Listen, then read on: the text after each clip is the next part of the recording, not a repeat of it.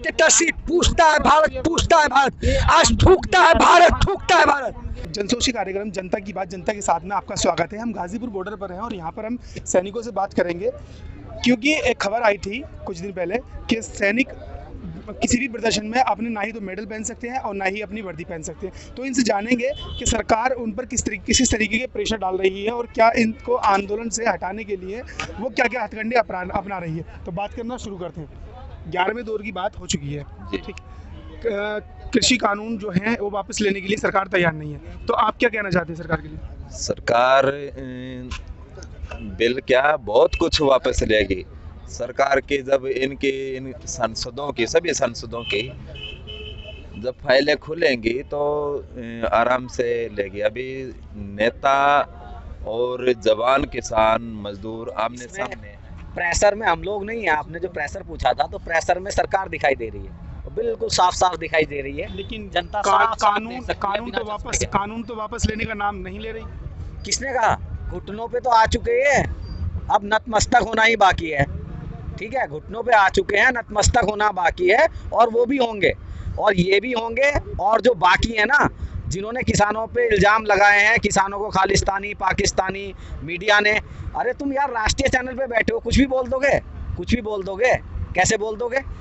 तो उसका भी हिसाब लिया जाएगा इस आंदोलन में, उसका भी हिसाब लिया जाएगा। और रही बात मेडल और ड्रेस की, तो जब सत्ता पक्ष के लिए सैनिकों की रैली की जाती है 2014 में, जो इतनी बड़ी रैली की गई थी, तो उसमें तो आप सैनिकों को बुला सकते हो। आपकी तरफ से जो डिबेट में आते हैं वो मेडल पहन के आ सकते हैं, लेकिन अगर कोई अपने हक की लड़ाई लड़ रहा है तो मेडल नहीं पहन सकता। तो ये कहीं ना कहीं सोचने वाली बात है और जनता को ही इस पे सोचना पड़ेगा, और जनता ही अब इसका फैसला करेगी, क्योंकि इन्होंने तो बहुत अपनी चला ली। अब जनता को ही सोचना पड़ेगा और सही क्या है और गलत क्या है, और जो सही है वही होना चाहिए। तो अब जनता जवाब देगी, हम कुछ नहीं बोलेंगे। सर हम लोग ज़्यादातर देखते हैं प्रधानमंत्री मोदी जहाँ भी जाते हैं वहीं की वेशभूषा बना लेते हैं। बंगाल जाएंगे वहाँ के हो जाएंगे। अच्छा, नेताजी सुभाष चंद्र की जयंती थी, वहाँ वो नेताजी सुभाष चंद्र जी को उनके एक जगह जब आर्मी की वो थी तो वहाँ गए थे, वहाँ उन्होंने आर्मी की ड्रेस पहन ली थी। क्या कोई इंसान इस तरीके से पहन सकता है? मैं दो बात उत्तर देना चाहूँगा। मैं मणिदेव चतुर्वेदी रिटायर्ड BSF बनारस से, जो वर्दी की बात मैं सवाल करना चाहता हूँ कि जब आम नागरिक कोई वही कार्य करता है तो करेक्टर ढीला होता है, जब ये कहते हैं तो रामलीला होता है। मैं पूछना चाहता हूँ, क्या इस देश का सारा तंत्र जो आज थल सेना पर, मैं चूँकि मैं थल सेना संबंध नहीं रखता हूँ, थल सेना पर भी सवाल खड़ा हो गया कि वो भी क्या सरकार के साथ खड़ी है? मैं पूछना चाहता हूँ कि जब आम आदमी की भागीदारी जब भारतीय लोकतंत्र की खूबसूरती के लिए होती है तो सरकार के साथ क्यों होते हैं? मैं पूछता हूँ कि जब वही लोग जो बड़े बड़े अधिकारी हैं, GD बख्शी जैसे लोग वहाँ पे बैठ के डिबेट लगा के तमगा बैठते हैं, तो उनके लिए कोई मतलब रोक टोक नहीं है, कोई एडवाइजर नहीं है। अन्ना हजारे आंदोलन याद करिए, आंदोलन था वहाँ पे, और वहाँ पे BK सिंह जी उनके जो मंत्री हैं उन्होंने आंदोलन में लगा के बैठे हुए थे, उनके लिए एडवाइजरी जारी नहीं की गई थी। सवाल ये उठता है कि जब आम आदमी खड़ा होता है तो कहते हैं कि हम जो कर रहे हैं रामलीला, तुम कर रहे हो करेक्टर ढीला। और सबसे बड़ी चीज़ है जो आपके चैनल के माध्यम से बताना चाहता हूँ, तो सबसे बड़ी चीज़ कि आज भी सैनिक, अर्धसैनिक बल, पुलिस, होमगार्ड, अग्निशमन ये ब्रिटिश कानून के दायरे में है, भारतीय संविधान में नहीं है। हम भी भारतीय संविधान के दायरे में जीना चाहते हैं, उसी के तहत, उसी जो अंग्रेज पैर की जूती जवानों को समझते थे, आज उसी के तहत ये जो एडवाइजरी सब जारी हो रही है। माननीय सुप्रीम कोर्ट से मैं रिक्वेस्ट करूंगा कि इस पर जो 1825-60 का जो ब्रिटिश कानून है इसको ख़त्म कर हमें भारतीय कानून में लाने का प्रयास करें, नहीं तो ऐसे ही सरहद पे जवान और खेत खलिहान में किसान आज इस बिल माध्यम से परेशान होता रहेगा। पहले तो आपने पूछा था कि सभा में जाते हैं वहाँ पहन लेते हैं, वहाँ पहन लेते हैं। मैं पूछना चाह रहा हूँ आपके चैनल के माध्यम से, मोदी जी किन्नरों की सभा में कभी गए? क्यों नहीं पहना उन्होंने? तो कहीं ना कहीं वो अपने को शोमैन करना चाहते हैं। किन्नर जैसे नागरिक नहीं है जाकर उनके कपड़े पहनना चाहिए, तो कहीं ना कहीं बहुरूपिया है, पहली बात। दूसरी बात, तेज बहादुर की बात, बिल्कुल कोर्ट ने माना था कि उनका जायज है। एक जवान ने रोटी तो मांगी थी, एक रोटी तो मांगी थी, आपने उसे बर्खास्त कर दिया, ये कहाँ का है? बात सही मानी, लेकिन उसका जो कहने का तरीका था सोशल मीडिया में नहीं जाना चाहिए था, लेकिन उसको अपने जो सिस्टम उसके उसके अंतर्गत करना चाहिए था, लेकिन इतनी बड़ी सजा। रोटी सही थी, उसकी दाल रोटी ही मिली थी, जबकि वहाँ मीनू में बहुत कुछ होता है। तो कहीं ना कहीं जो राष्ट्रवाद की बात मोदी सरकार करती है गलत है। एक जवान को प्रताड़ित किया गया। और मैं बताना चाहता हूँ, मोदी जी के संसदीय क्षेत्र 4 दिन पहले चंदौली में गए थे, वहाँ पे पंडित दीनदयाल उपाध्याय की मूर्ति का अनावरण किया। उसी संसदीय क्षेत्र से दो माननीय जो है महेंद्र पांडे अध्यक्ष मंत्री हैं, और वही के बताइए शहीद पुलवामा में हुए थे रमेश यादव, अवधेश यादव, उनकी मूर्ति का अनावरण कब होगा? मोदी जी के संसदीय क्षेत्र से अवधेश यादव जो शहीद पुलवामा में हुए थे, उनकी मूर्ति का अनावरण कब करेंगे? क्या यही आपका राष्ट्रवाद है? आप जवानों की बात करते हैं। आज भी जवानों को अगर अभी ड्यूटी ज्वाइन करने के लिए भेजा जाए तो उनके तत्काल जो कि 52% सीट तत्काल में चली जाती है, उनकी सीट का आरक्षण नहीं है, और लेफ्टिनेंट के बगल में बैठ के जाता है। क्या यही आपका राष्ट्रवाद है? आप रामराज की बात करते हैं। शराब और रामराज एक साथ हो सकता है? आपने कोरोना काल में मेडिकल की दुकानें बंद कर शराब की दुकानें खोली, तो ये इनका रामराज राष्ट्रवाद है। तो वो जाते हैं लेकिन किन्नरों की सभा में कभी नहीं गए। राष्ट्रवाद से मुझे एक चैनल याद आ रहा है जो अपने आप को बहुत बड़ा राष्ट्रवाद और देशभक्त कहलाता है, रिपब्लिक भारत उसका नाम है जी। उनके एक एंकर है, मतलब वो मालिक है खुद, जिन्होंने बहुत ही कम समय में वो कर लिया और अपने को ग्रोथ कर लिया। और उसके बाद में आज ही 4-5 दिन पहले उनकी चैट वायरल हो गई, जिन्होंने पुलवामा और कुछ ऐसे उनके पास दस्तावेज थे। क्या ये जानकारी किस किस के पास होती है कि हम वहाँ अटैक करने वाले हैं, और किस किस के पास नहीं होती है? जी बिल्कुल। पहले तो अर्नब गोस्वामी जो डिक्टेटरशिप करता है छोटी मछली है। डिक्टेटरशिप पूछता है भारत, पूछता है भारत, आज थूकता है भारत, थूकता है भारत, लेकिन छोटी मछली है, उसमें उसका दोष नहीं है।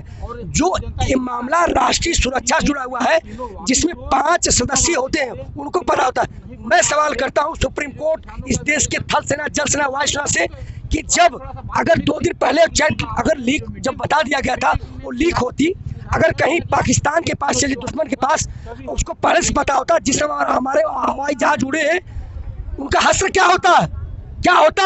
आपकी प्लानिंग मारे जाते। तो कहीं ना कहीं बहुत बड़ा मसला है, और इस पर माननीय सुप्रीम कोर्ट को जो प्रधानमंत्री कार्यालय से चैट लिखा हुआ है, इसमें कहीं ना कहीं इस आधार पर पूरी सरकार कहीं ना कहीं उस दायरे में जो विरोधी राष्ट्रद्रोही में लिप्त नजर आती है, बर्खास्त करना चाहिए। अर्नब गोस्वामी गिरफ्तार या सुरक्षा देनी चाहिए, नहीं तो मुझे आशंका है कि अर्नब गोस्वामी की हत्या हो सकती है। और मैं कहना चाहूँगा, क्या माननीय सुप्रीम कोर्ट आदेश देगा कि दोबारा उस पुलवामा की जांच हो, जो केस क्लोज हो चुका है? मैं एक सवाल खड़ा करना चाहता हूँ कि जो वहाँ चेक पोस्ट गाड़ियों को चेक करने के लिए बनाए गए थे, किसके आदेश से क्यों हटवाए गए? ये प्रश्न उठता है।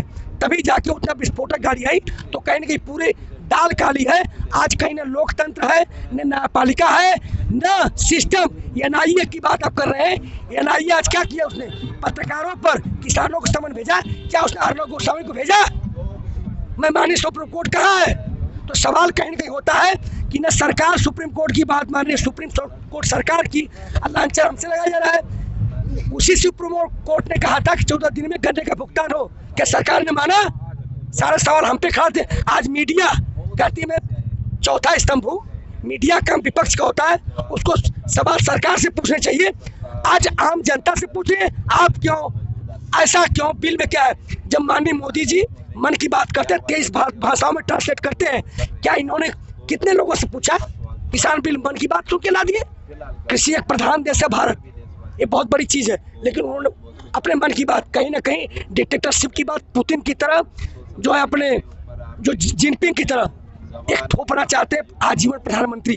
एक विचारधारा, और राष्ट्रीय स्वयं संघ से सदस्य हैं, रक्षा मंत्री राजनाथ सिंह हैं, अमित शाह हैं, सब लोग तो हैं भाई। यहाँ पे तमाम धर्म, जात, संप्रदाय के लोग रहते हैं, अलग अलग वेशभूषा है, विचार अलग अलग है। एक विचारधारा कैसे हो सकती है? रसिया में चल सकता है, चाइना में चल सकता है, हिंदुस्तान में नहीं चल सकता है। भारतीय लोकतंत्र की खूबसूरती है यहाँ यही है। हिंदू, मुस्लिम, सिख, ईसाई आपस में सब भाई भाई। न तिरंगा कभी झुका है, न झुकेगा, न राष्ट्र टूटा है, न टूटेगा।